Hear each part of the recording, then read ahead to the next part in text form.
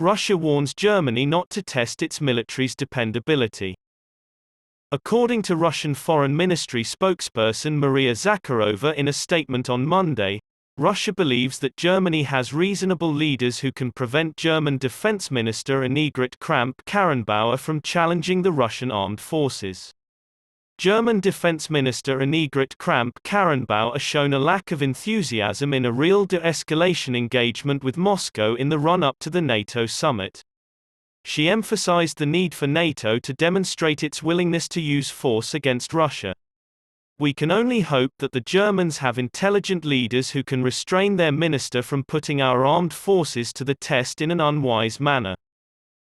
The ministerial meeting of the NATO Council held on October 21 to 22 reaffirmed the alliance's strategy of containing Russia.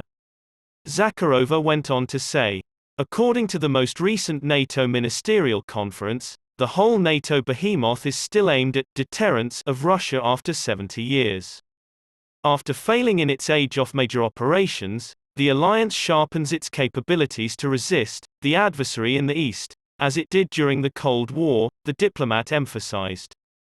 The NATO military ministers agreed to that extent and resolved to modernize the alliance's defense preparations on what they called the Eastern Flank, which included the concept for deterrence and defense concept.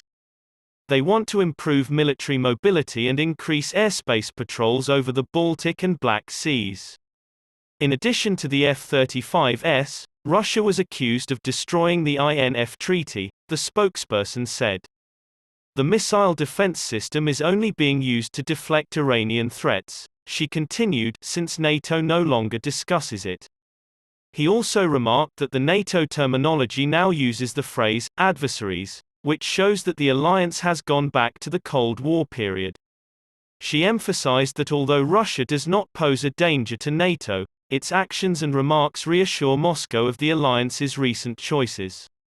The NATO Ministerial Council met in Brussels, Belgium, on October 21 to 22.